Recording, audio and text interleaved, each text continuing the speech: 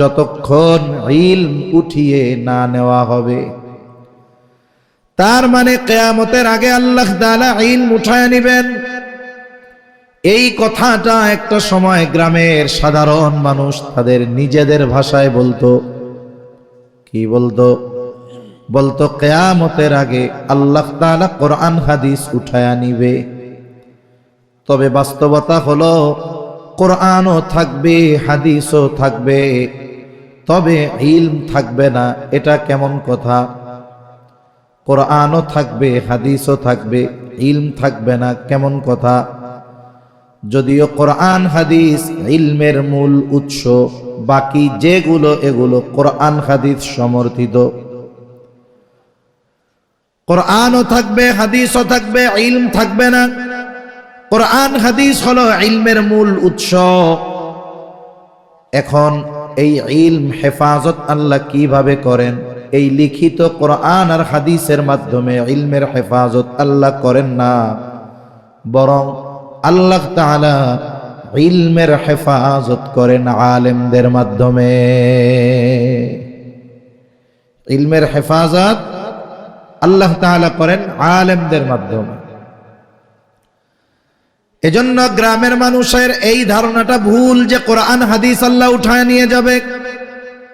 তারা অনেক সময় গল্পে গল্পে বলতো যে একদিন রাতে গোটা পৃথিবীর কোরআন হাদিসের লেখা আল্লাহ উঠায় নিয়ে যাবে। মানুষেরা সকালে কোরআন খুলবে, দেখবে কোনো লেখা নাই, সব পাতাগুলো সাদা। হাদিস খুলবে, দেখবে সব পাতাগুলো সাদা।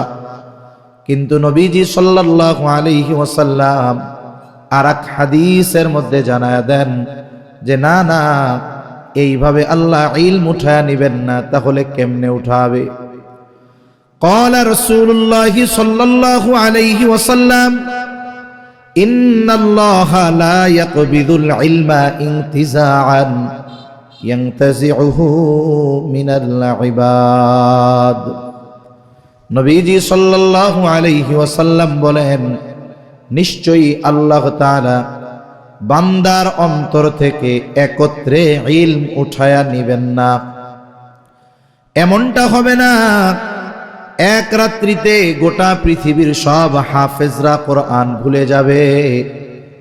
এমনটাও হবে না এক রাত্রিতে গোটা পৃথিবীর সব মুফতি সাহেবরা মাসলা মাসাইল ভুলে যাবে। এমনটাও হবে না এক রাত্রিতে সব হাফেজে হাদিস যারা আছেন, মুহাদ্দিস যারা আছেন, সব হাদিস ভুলে যাবে। এমনটা হবে না। তাহলে আল্লাহ ইলম কিভাবে উঠায় নিবেন? নবীজি বলেন, ওয়ালাকিন ইয়াকবিদুল ইলমা বিকবজিল উলামা। বরং আল্লাহ তাআলা আলেমদেরকে উঠিয়ে নেওয়ার মাধ্যমে ইলম উঠায় নিয়ে যাবে। কোরআন হাদিস লেখা থাকবে, কিন্তু কোরআন হাদিস বোঝানোর মতো ওই রকম মানুষ পৃথিবীতে থাকবে না। যদি আমরা একটু আমাদের নিকট অতীতের দিকে তাকাই, আমাদের দক্ষিণবঙ্গের অন্যতম বুজুর্গ আলেমে দ্বীন, মুজাহিদে মিল্লাত আল্লামা শামসুল হক ফরিদপুরি রহমাতুল্লাহি আলাইহি, উনি যেই কোরআন পড়েছেন, বলেন তো সেই কোরআন এখন আছে না নাই?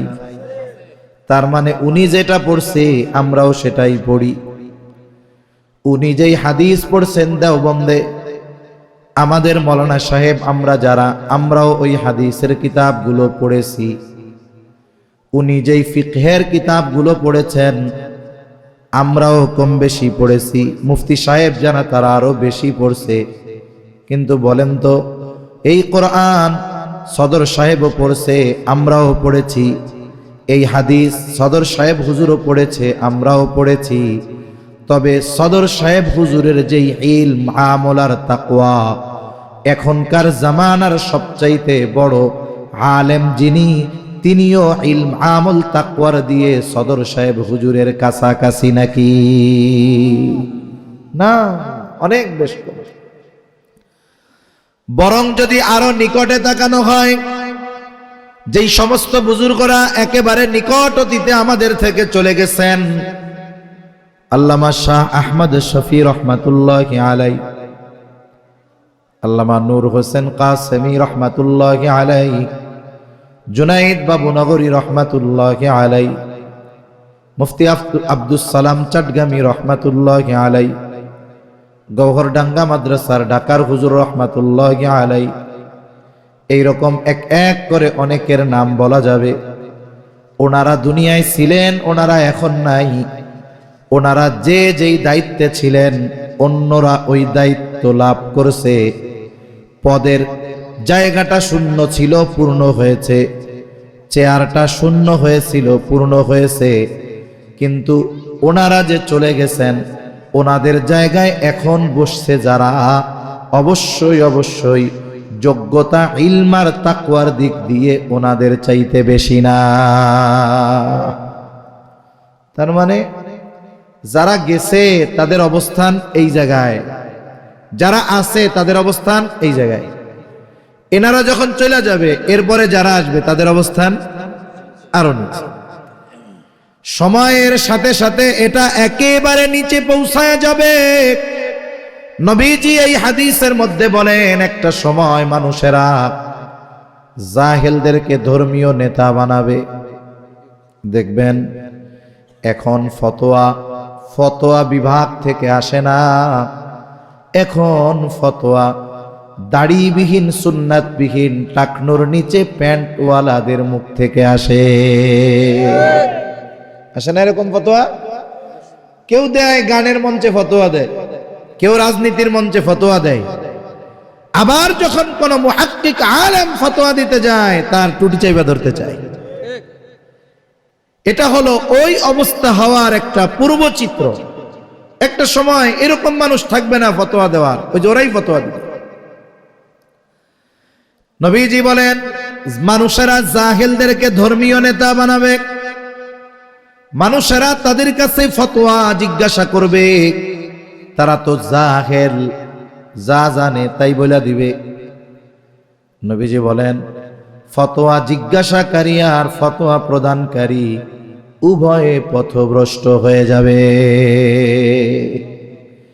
তাহলে কিয়ামতের আগে আল্লাহ ইলম উঠায় নিবেন।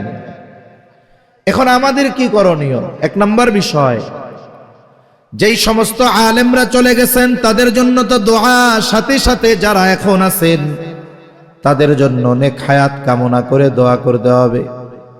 দুই নম্বর, যেই সমস্ত দ্বীনি প্রতিষ্ঠানগুলোর মাধ্যমে এই ইলমি চর্চা হয়, আলেম হয়, আলেম তৈরির কারখানা, মাদ্রাসা, এগুলোর ব্যাপারে খেয়াল রাখতে হবে।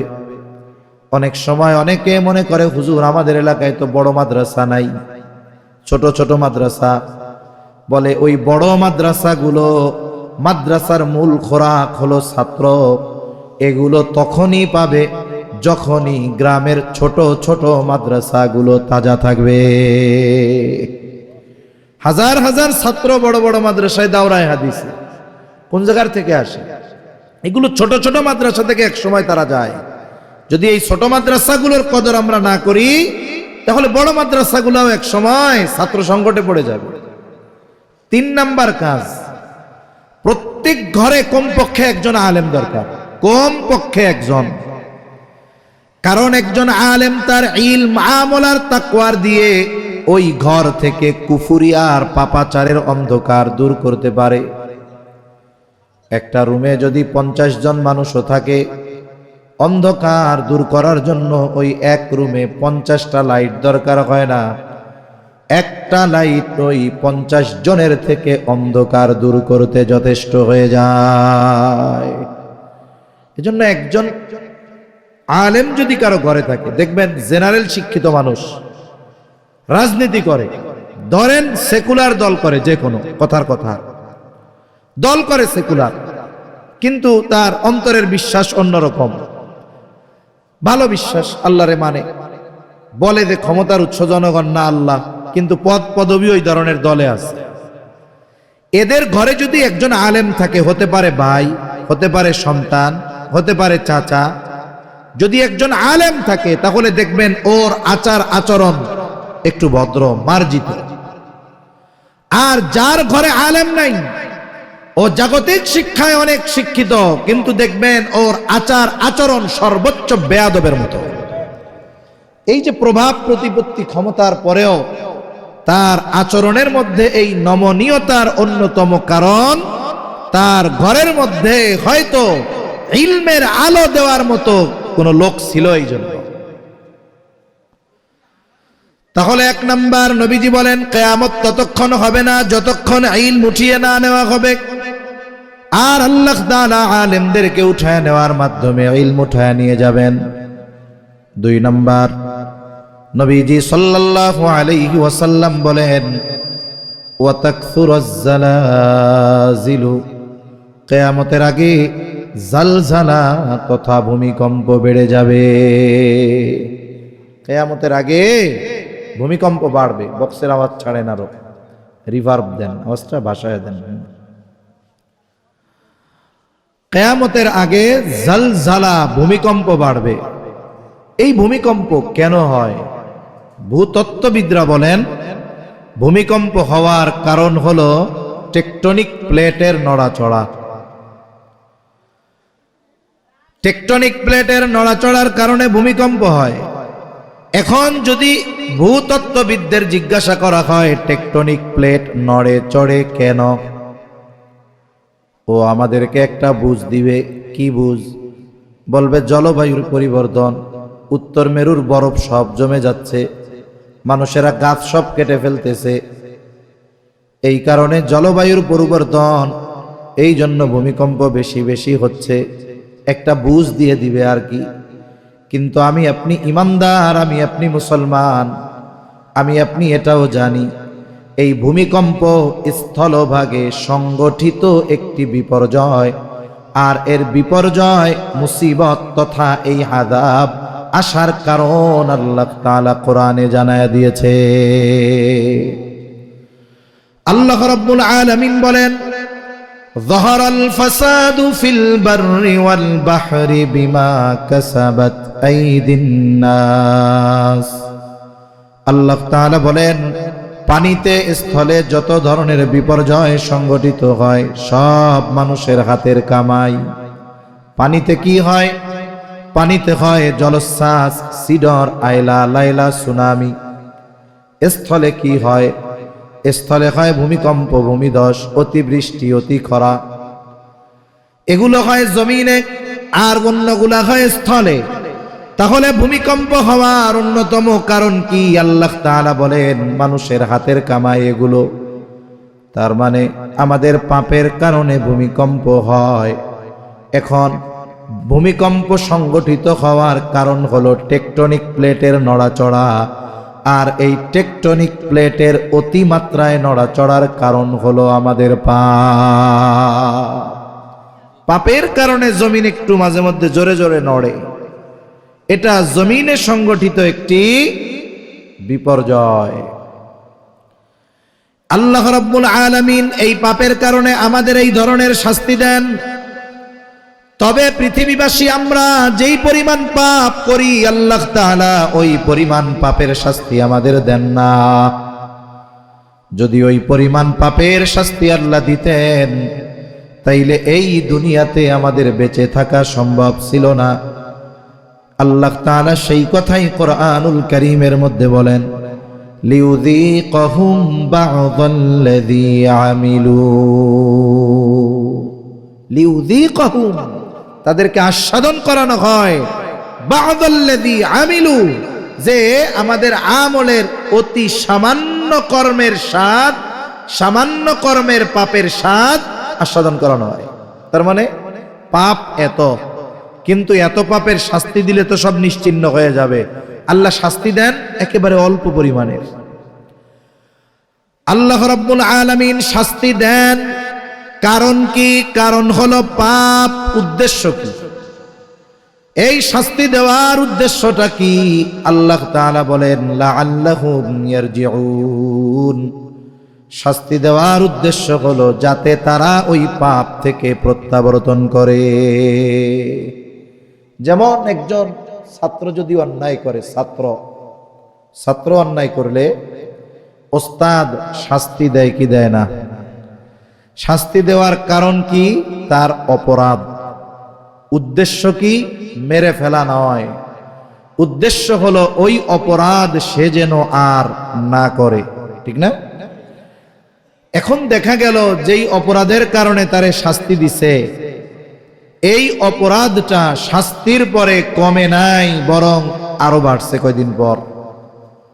বলুন তো, প্রথমবার অপরাধের কারণে শাস্তির মাত্রা যা ছিল, পরবর্তীতে অপরাধ ছাড়ে তো নাই, অপরাধ আরো বাড়ছে। এইবার যদি শাস্তি দেওয়া হয়, শাস্তির মাত্রা বাড়বে না কমবে? তাহলে আমাদের বাংলাদেশের ইতিহাসে অন্যতম এক বড় ভূমিকম্প হয়েছে গত নভেম্বর মাসে এক শুক্রবার। ভূমিকম্পের মাত্রা ছিল 5.7। ওই দিন ঢাকায় যারা ছিল তারা বুঝতে পারছে, বিল্ডিং এর মধ্যে যারা ছিল তারা বুঝতে পারছে কি অবস্থা। যেহেতু 12টা শুক্রবার, আমি তো মনে করছি এই বুঝি উপর থেকে 7টা ভেঙে বুকের উপরে পড়বে, সব শেষ। বাহিরে মানুষের আর্তনাদ, এত চিৎকার, সবাই আল্লাহরে ডাকতেছে। ঘর থেকে বের হয়ে রাস্তায় চলে আসছে। যেই ঘর মানুষ নিজের জন্য সবচাইতে নিরাপদ মনে করে, ওই ঘরটা ওই সময় তার জন্য সবচাইতে বিপদের জায়গা মনে হয়েছে। বের হয়ে আসছে, সবাই বের হয়ে আসছে। এখন ওই ভূমিকম্প আল্লাহ কেন দিলেন? যেন পাপ থেকে আমরা ফিরি, নেকের কাজ যেন আমরা বাড়াই। এখন 5.7 মাত্রার ভূমিকম্পের পর ফলাফলটাও তো একটু যাচাই বাছাই করা দরকার। যেই উদ্দেশ্যে আল্লাহ ভূমিকম্প দেন, উদ্দেশ্যটা কতটুকু বাস্তবায়ন হলো? ভূমিকম্প আপনারা কি টের পাইছিলেন? টের পাইছেন? তাহলে ভূমিকম্পের পর থেকে নিয়ে আপনাদের মসজিদে 5 ওয়াক্ত নামাজে আগের চাইতে মুসল্লি এখন 5 গুণ। তার মানে মসজিদে মুসল্লি বাড়ে নাই। তাহলে মনে হয় এলাকার 4 দোকানে আর আজব গুজব গল্পের আড্ডা নাই। তাহলে মনে হয় 4 দোকানের টিভি গুলাতে এখন শুধু কোরআন হাদিস আর কোরআন তিলাওয়াত চলে, কোনো গান বাদ্য চলে না। ও তাইলে মনে হয় এলাকায় ঘুষ টুসার নাই। তাইলে মনে হয় সুদখোররা সব সুদ খাওয়া বাদ দিয়ে দিছে। আমি তো কয়েকটা পাপের কথা বললাম। আসলে 5.7 মাত্রার ভূমিকম্পের পর কোনো ধরনের পাপ কমে নাই, বরং আমাদের অবস্থা হলো ওই লোহার মতো। লোহা পিটাইলে একটা আওয়াজ হয়, যেই সেই আমাদের অবস্থাও তাই। এখন আপনারাই বলছেন যে শাস্তি দেওয়ার পরে যদি অপরাধ বন্ধ না হয়, তাহলে শাস্তির মাত্রা পরবর্তীতে আরো বাড়ে। তাইলে হিসাব কি? 5.7 মাত্রার ভূমিকম্প গেছে, এরপরে যদি আল্লাহ নাখোশ হয়ে ভূমিকম্প দেন, এটা 5.7 নয়, বরং ওইটা হবে 7.5 মাত্রার, ঠিক কিনা? মাত্রা আরো কি হবে? বাড়বে। এজন্য এই ভূমিকম্প হওয়ার মূল কারণ হলো আমাদের পাপ। এখন বলতে পারেন, হুজুর, আমরা যদি এই এলাকার মানুষ, আমরা যদি পাপ ছেড়ে দেই, খিলগাঁও পশ্চিম পাড়া, আমরা এলাকার মানুষ যারা আছি, যারা শুনতেছি, পাপ ছেড়ে দিব, তাইলে কি ভূমিকম্প বন্ধ হয়ে যাবে নাকি? না, বন্ধ হবে না। তবে পাপ যদি আমরা না করি, এই আযাব আসার কারণ আমরা হব না। মনে করেন কথার কথা, এক ঘরে 10 জন লোক আছে, একজনে আগুন লাগাই দিছে। আগুন যদি লাইগা যায় পুরা ঘরে, তাইলে শুধু পূর্বে সে আগুন লাগাইছে যে, বাকি 9 জন তো আগুন লাগার কারণ নয়। আগুন লাগার কারণ কয়জন? কিন্তু আগুন লাগার কারণে যেই ক্ষতি, এই ক্ষতি ভোগ করলো কয়জন? সবাই।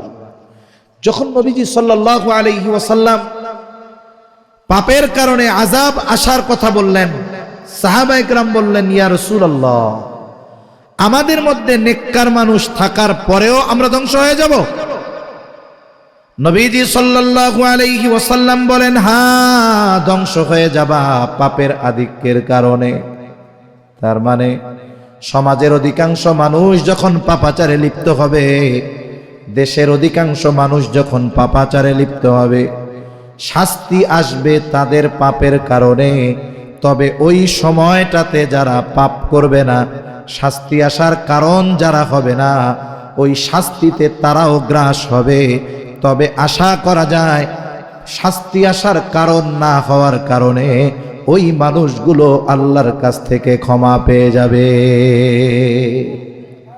এখন আযাব আসলো, আমরা পাপ করি নাই, আমরা বাঁচছি, অধীনস্থদের বাঁচানোর চেষ্টা করছি, সাথে সাথে সমাজের মানুষকেও পাপ থেকে বাঁচার জন্য বলছি। আমরা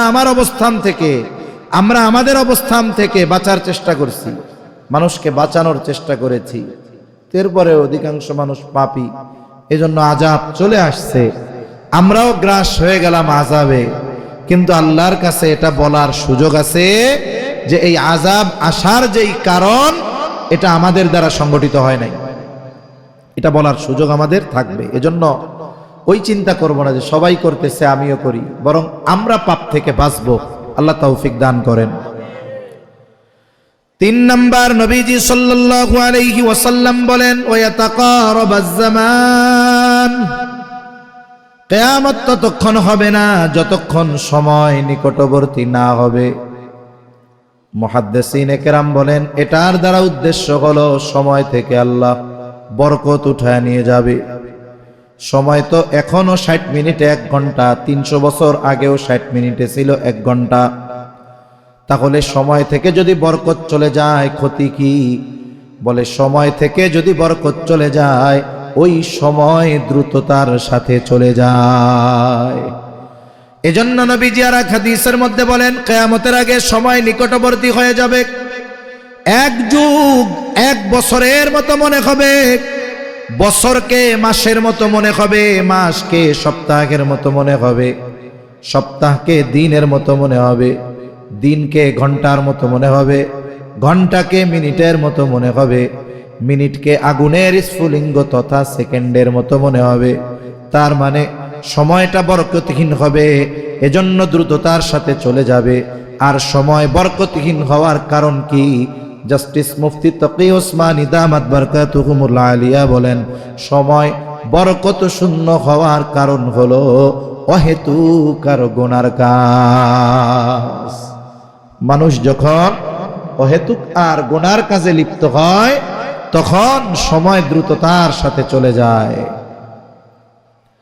আর যদি মানুষ সময়টাকে নেকের কাজ দ্বারা অতিবাহিত করে, ওই সময়টা বরকতময় হয়। মনোবিজ্ঞানীরা বলেন, যখন কোনো মানুষ কোনো ভালো কাজ করে, অর্থবহ কাজ করে, এই সময়টা কেমন যেন তার ব্রেন বলে ধীরে ধীরে যায়। আর যখন মানুষ কোনো অহেতুক আর অনর্থক কাজ করে, তার ব্রেন বলে ওই সময়টা দ্রুততার সাথে চলে যায়। যেমন মসজিদে নামাজ পড়তে গেলে, রোজার মাস আসতেছে না, দেখবেন তারাবিতে দাঁড়ায় থাকতে কষ্ট হয়, তারাবিতে 1-1.5 ঘন্টা এশার নামাজ সহ কষ্ট হয়ে যায়। এরপরে দেখবেন ফজরের নামাজে কেরাত একটু লম্বা হইলে গিরাগাট সব ব্যথায়, কত কষ্ট হয়। এই যে রোজার মাস, কষ্ট মষ্ট কইরা যুবক তরুণ সবাইরে একটু ধৈরা ধৈরা জোহরের পরে ইমাম সাহেবরা কোরআন শরীফ পড়তে বসাবে। 2-3 মিনিট কোরআন শরীফ পড়ার পরে দেখবেন লাফ দিয়ে বের হয়ে চলে আসছে। কেন? বলে মাজা ব্যথায়, চোখ ব্যথায়, ঘাড় ব্যথায়। 3 মিনিটে মাজা চোখ সব ব্যথা হয়ে গেছে। কেন? বলে একভাবে কোরআনের দিক তাকায় থাকতে হয় হুজুর, ঘাড়ও ব্যথায়, চোখও ব্যথায়। মসজিদ থেকে বাইর হইয়া কোরআন শরীফ রাইখা এবার মোবাইল শরীফ খুলছে। মোবাইল শরীফ চিনেন না? এইবার মোবাইল শরীফ কি আকাশের দিকে তাকায় চালায় নাকি? গাড় বেঁকা কইরা মোবাইলের দিকে তাকাইয়া ফেসবুক শরীফ তিলাওয়াত করতেছে, ইউটিউব শরীফ তিলাওয়াত করতেছে। একটানা 4 ঘন্টা শেষ, ঘাড়ও নড়ে না, চড়েও না। এই টাইমে চোখও ব্যথায় না, ঘাড়ও ব্যথায় না, মাজাও ব্যথায় না। কিন্তু সওয়াবের কাজ কোরআন পড়তে গেছে, 5 মিনিটে সবকিছু ব্যথা হয়ে গেছে। কেন? ওই কাজটা নেকের কাজ, ভালো কাজ, অর্থবহ কাজ। আর মোবাইল টিপসে অনর্থক কাজ, গুনার কাজ, সময় নষ্ট করছে। এই জন্য দ্রুততার সাথে চলে গেছে, কষ্ট হয় নাই। অথচ এই সময়, এই হায়াত আল্লাহ প্রদত্ত দামি এক নেয়ামত। হায়াত কত দামি নেয়ামত, এটা যারা দুনিয়ায় থাকতে বুঝে না, মরার পরে বুঝবে, কিন্তু করার কিছু থাকবে না। কারণ মানুষ মারা যাবার পর কথা বলে, কোনো সন্দেহ নাই। নবীজিও বলেন, দুনিয়ার মানুষ ওই মৃত ব্যক্তির কথা শুনতে পায় না। যদি শুনতে পাইতো তাহলে ভয়ে দাফন কাফন করা বাদ দিয়ে দিত। মানুষ মারা যাবার পরে কথা বলে। যারা দুনিয়ায় হায়াত থাকতে নেকের কাজ করে নাই, ভালো কাজ করে নাই, অর্থ ছিল দান সাদকা করে নাই, এই মানুষগুলো মারা যাবার পর আল্লাহ তাআলার কাছে ফরিয়াদ করে বলবে, রব্বানা, ও আমার রব, লাউলা আখরতানি ইলা আজালিন করিব ফাআসাদদাকা ওয়া আকুম মিনাস সালিহিন। ও রব, লাউলা আখরতানি ইলা আজালিন করিব, যদি আমাকে কিছু সময়ের জন্য অবকাশ দেওয়া হতো, তার মানে আবার যদি আমার একটু দুনিয়ায় যাওয়ার সুযোগ দেওয়া হতো, ফাআসাদদাকা ওয়া আকুম মিনাস সালিহিন, আমি সম্পদ ছিল বিগত হায়াতে, এগুলো দান সাদকা করি নাই। আমার সময় ছিল বিগত হায়াতে, আমি নেক কাজ করি নাই। আমাকে যদি এইবার একটু যাবার সুযোগ দিতেন দুনিয়ায়, আমার সম্পদ থেকে আমি সাদকা করতাম। শুধু তাই না, এইবার আমি এত বেশি নেকের কাজ করতাম, ওয়া আকুম মিনাস সালিহিন, আমি সৎ কর্মশীলদের অন্তর্ভুক্ত হয়ে যাইতাম। বলুন তো, এই মানুষগুলো যত আবেগ আর দরদ নিয়ে আল্লাহ তাআলার কাছে সময় চাক না কেন, আল্লাহ তাআলা একটা সেকেন্ড দুনিয়ায় আসার মতো সুযোগ দিবে নাকি? যেই জিনিস মানুষ মরার পরে আল্লাহ তাআলার কাছে কামনা করবে, চাইবে হায়াত, সেই হায়াত সময় আমাদের আছে না নাই? জোরে কন্যা আছে? আছে। অথচ এই হায়াত আমরা নষ্ট করতেছি কোথায়? হায়াত এমন এক সম্পদ, যদি কারো হায়াত ফুরিয়ে যায়, গোটা পৃথিবীর সব সম্পদ দিয়ে একটা সেকেন্ড কেনা যাবে? একটা সেকেন্ড কেনা যাবে না। হায়াতের দাম বেশি, কিন্তু আমরা নষ্ট করি বেশি। টাকা পয়সার চাইতে হায়াতের দাম বেশি, অথচ টাকা পয়সা খরচের সময় হিসাব করি যে এই জায়গায় খরচ করলে কি পাবো। আচ্ছা, কেউরে যদি বলি যে তুমি এক কাজ করো, 1000 টাকা ছিঁড়া পানির মধ্যে ফালায় দাও, এই কাজ পাগলেও করবে না। যেই পাগল ল্যাংটা হইয়া ঘুরে বেড়ায়, কিছু বুঝে না, ও টাকা চিনে, ঠিক না? অনর্থক, এই 1000 টাকা তো নষ্ট হবে, কোনো লাভ নাই। অথচ এই টাকার ওর চাইতে দামি সম্পদ হলো হায়াত। এই হায়াত আমরা অনর্থক কাজে, কেউ চায়ের দোকানে, কেউ বন্ধুদের মজলিসে, কেউ বা মোবাইলে, একেবারে অনর্থক এই হায়াত আমরা ব্যয় করতেছি কি করতেছি না? করতেছি। অথচ টাকা খরচের সময় চিন্তা করি, হায়াত খরচের সময় আমাদের কোনো চিন্তা নাই। এখন থেকে সময় হিসাব করে ব্যয় করব। টাকা ব্যয় করি কেন? ওইখান থেকে কিছু আসবে, তাই না? ওই রকম ভাবে আমি হায়াত ব্যয় করব কেন? দুইটা চিন্তা করব, হায়াত বা টাইম খরচ করার সময়। আমি যে 1 ঘন্টা এই জায়গায় বসবো, 1 ঘন্টা এখানে বসলে আমার আখেরাতের লাভ কি আছে? 1 ঘন্টা যে মোবাইল টিপবো অপ্রয়োজনে, 1 ঘন্টা যদি টিভি, আমার আখেরাতের কি লাভ আছে? হ্যাঁ, যদি আখেরাতের লাভ থাকে, আপনিও টিবেন, আমারেও কোন, আমরাও টিভি, মোবাইল, ফেসবুক, বলেন আখেরাতের লাভ কি আছে? আখেরাতের লাভ তো নাই। যদি বলি দুনিয়ার একটা লাভ দেখান, আপনি তাও পারবেন না। তাহলে যেই কাজে সময় ব্যয় করলে আখেরাতেরও লাভ নাই, দুনিয়ারও বৈধ লাভ নাই, ওই কাজে সময় যে ব্যয় করে তার মতো বোকা বলদ এই দুনিয়ায় আর কেউ নাই। তাহলে হায়াতের কদর আমরা করব। যদি হায়াতের কদর না করি, তাহলে এই হায়াত ফুরায়া যাবে, করার কিছু থাকবে না। নবীজি এই জন্য সতর্ক করে দিয়েছেন, কিয়ামত ততক্ষণ হবে না যতক্ষণ না সময় নিকটবর্তী হবে। আর সময় নিকটবর্তী তথা বরকত শূন্য কেন হয়? সময় বরকত শূন্য হওয়ার কারণ হলো অনর্থক আর গুনার কাজ। 4 নাম্বার, নবীজি সাল্লাল্লাহু আলাইহি ওয়াসাল্লাম বলেন, ওয়া তাযহারাল ফিতান, কিয়ামতের আগে ফিতনা প্রকাশ পাবে। মুহাদ্দিসিনে কেরাম বলেন উদ্দেশ্য হলো দাজ্জালের ফিতনা। নবীজি বলেন এই উম্মতের জন্য সবচাইতে বড় ফিতনা হলো দাজ্জালের ফিতনা। নবীজি উম্মতের প্রতি বড় রহম দিল। উম্মতকে নবীজি আমল শিখায় দিয়েছেন।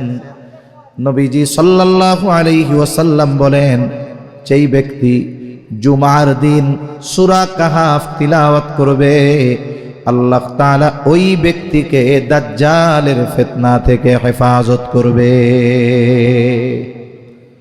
সূরা কাহাফ বড় একটা সূরা, হাফেজি কোরআনে প্রায় 12 পৃষ্ঠা। হয়তো অনেক মানুষ আছে গোটা জিন্দেগিতে 12 পৃষ্ঠা কোরআন শরীফই পড়ে নাই। সেই লোক কি করবে? বলে শর্ট কোর্স আছে, শর্ট কোর্স।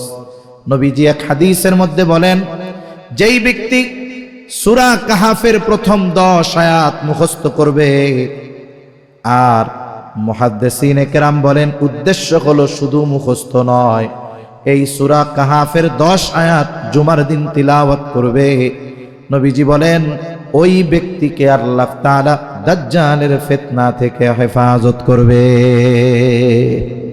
10 আয়াত 1 পৃষ্ঠার কম। এখন তাও পারি না পড়তে, কি করব? জুমার দিন গিয়া যদি ইমাম সাহেবকে বলি, ফজরের পরে হোক, জুমার পরে হোক, আসরের পরে হোক, যে হুজুর এখন যেই জামানা, এই যে ফিতনা থেকে বাঁচার জন্য এই আমলটা তো নবীজি করতে বলছে, একটু আমাদের একটু সূরা কাহাফের 10 আয়াত তিলাওয়াত করে শোনায় দেন। ইমাম সাহেব বলবে না যে আগে 2000 বেতন বাড়ান, এটা বলবে না। সে আরো খুশি মনে স্বতঃস্ফূর্ত ভাবে সে তিলাওয়াত করে শোনাবে, বরং সে আরো আনন্দিত হবে যে আমার মুসল্লিরা আমলের ব্যাপারে কতটা আগ্রহী। এই আমলটার ব্যাপারে বুজুর্গানে দিন বলেন এই আমলটা এত জরুরি, মানুষের বেঁচে থাকার জন্য শ্বাস প্রশ্বাস যেমন জরুরি, এই আমলটা তার চাইতে বেশি জরুরি মনে করা দরকার। কেন? বলে দাজ্জাল হঠাৎ করে আসবে না, দাজ্জাল আসার আগে আরো অনেক ফিতনা আসবে, ওই ফিতনাগুলোও চেনা কঠিন হবে। বুজুর্গানে দিন বলেন যারা এই সূরা কাহাফের আমল ধারাবাহিকভাবে করবে, এই আমলের বদৌলতে দাজ্জাল আগমনের আগে যত ফিতনা আসবে আল্লাহ তাআলা ওই ফিতনা থেকে আমলকারীকে হেফাজত করবে। সুবহানাল্লাহ। এজন্য আমলটা ধারাবাহিক করব, তো আল্লাহ তৌফিক দান করেন। 5 নম্বর, নবীজি সাল্লাল্লাহু আলাইহি ওয়াসাল্লাম বলেন ওয়া তাকসুরুল হারাজ, কিয়ামতের আগে হারজ বাড়বে। সাহাবা একরাম জিজ্ঞাসা করলেন ইয়া রাসূলুল্লাহ সাল্লাল্লাহু আলাইহি ওয়াসাল্লাম, আমরা তো প্রতি বছর যুদ্ধের ময়দানে হাজার হাজার মুশরিকদের হত্যা করি, এটাও কি হারজ? নবীজি বলেন না, এটা হারজ নয়। হারজ হলো প্রতিবেশীকে হত্যা করবে, চাচা ভাতিজাকে হত্যা করবে। তার মানে হারজ কাফের কর্তৃক মুসলমানদের হত্যা নয়, মুসলমান কর্তৃক কাফেরদের হত্যা নয়, বরং হারজ হলো এমন হত্যাকাণ্ড যেটা মুসলমানদের নিজেদের মধ্যে সংগঠিত হবে। দুনিয়ার পরিস্থিতি কি? দৈনিক যদি কাফেররা 100 মুসলমান হত্যা করে, বিপরীতে যদি গোটা পৃথিবীতে খোঁজ নেওয়া হয়, দেখা যাবে দৈনিক পৃথিবীতে 1000-এর উপরে মুসলমান আর এক মুসলমানকে হত্যা করছে। ব্যক্তিগত কারণে হত্যা, পারিবারিক কারণে হত্যা, রাজনৈতিক কারণে হত্যা, সামাজিক কারণে হত্যা, অর্থনৈতিক কারণে হত্যা, প্রভাব প্রতিপত্তি বিস্তারকে কেন্দ্র করে হত্যা, একের পর এক হত্যাকাণ্ড আছে না নাই?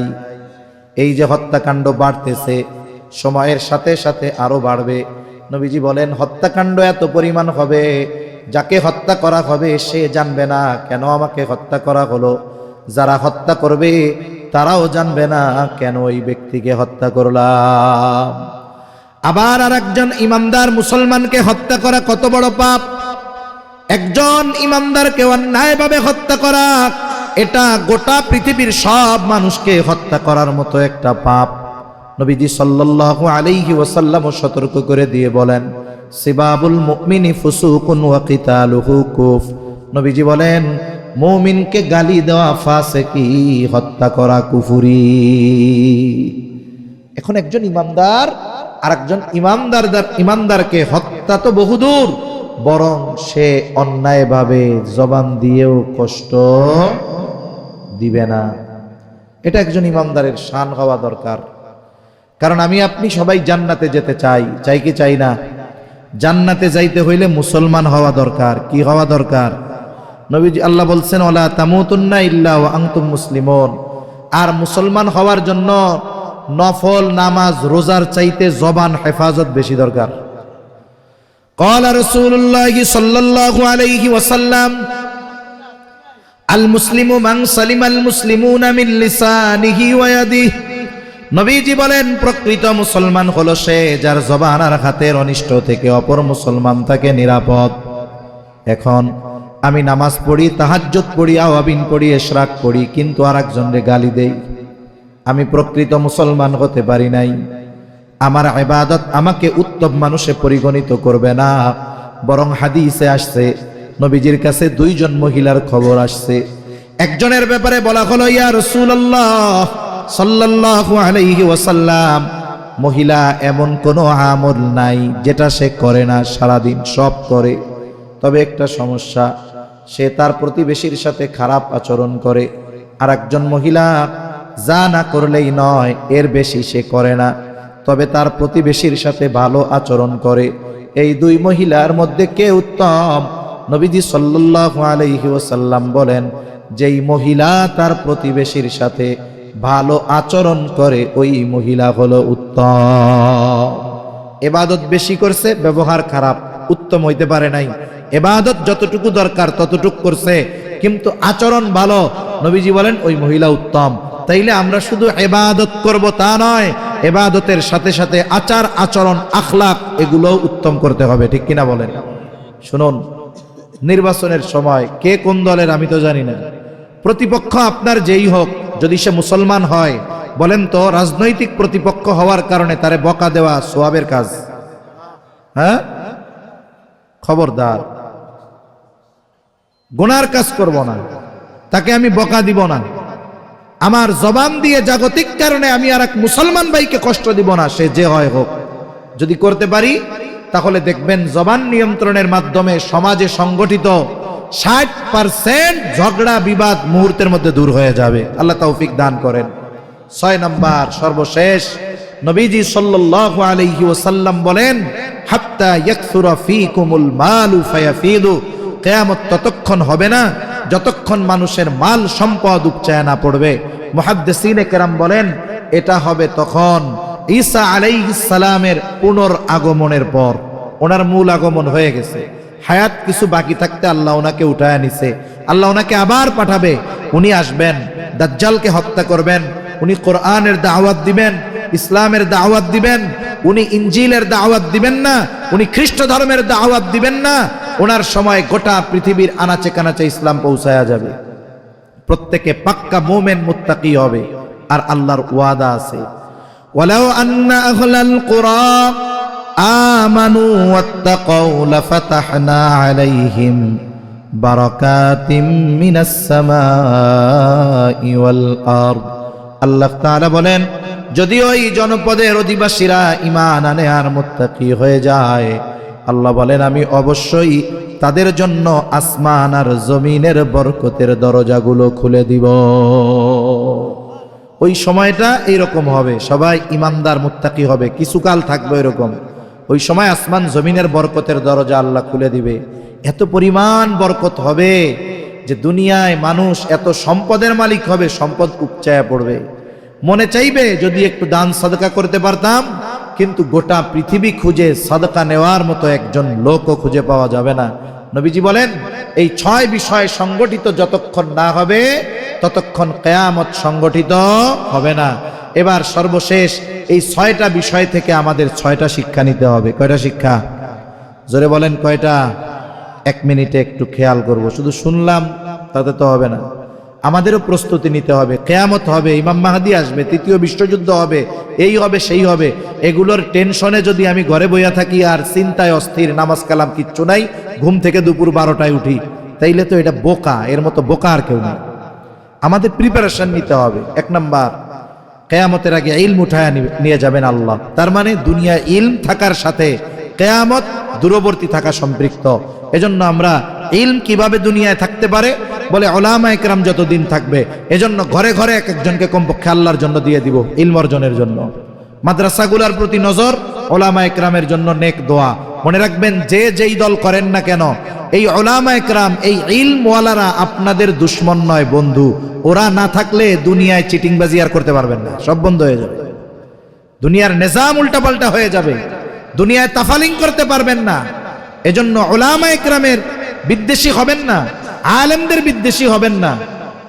উলামা, মাদ্রাসা এগুলোর প্রতি আমরা খেয়াল রাখবো, সাথে সাথে এক একজন আলেম। 2 নাম্বার, পাপের কারণে শাস্তি আসে, এই কারণ যেন আমার আপনার দ্বারা না হয়। শাস্তি যদি আসে হয়তো বাঁচবো না, কিন্তু শাস্তি আসার কারণ যেন আমি আপনি না হই। 3 নাম্বার, হায়াতের কদর করব।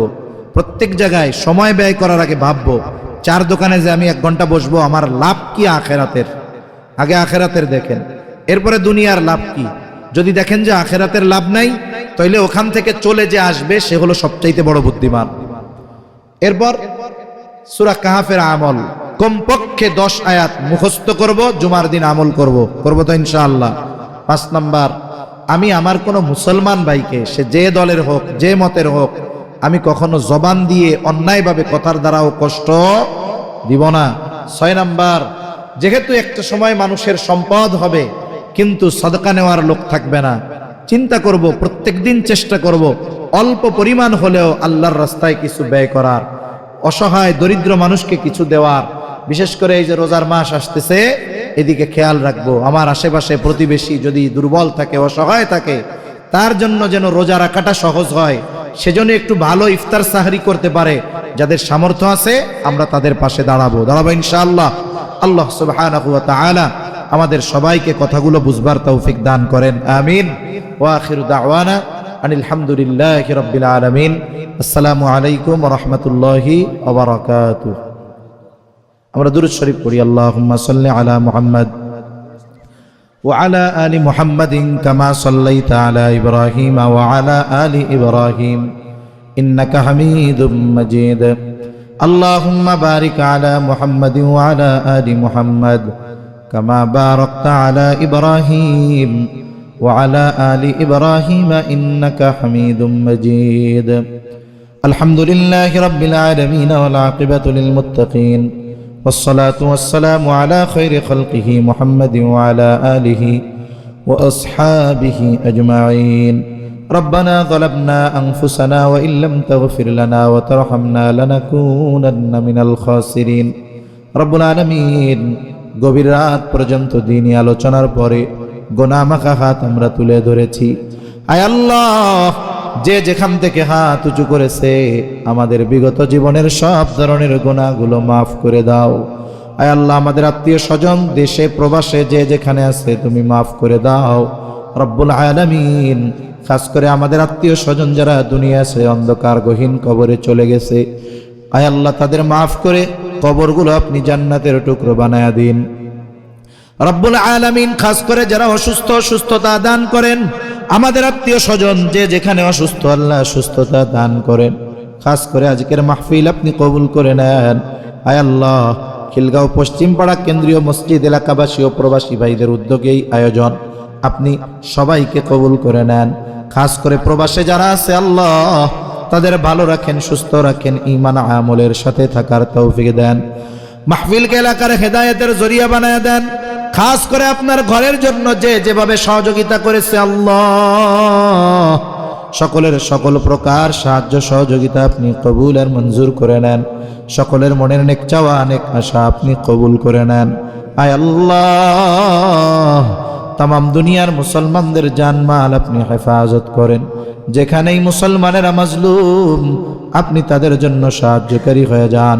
আমাদেরও একে অপরের প্রতি হৃদ্রতা, ভালোবাসা বাড়ায়া দেন।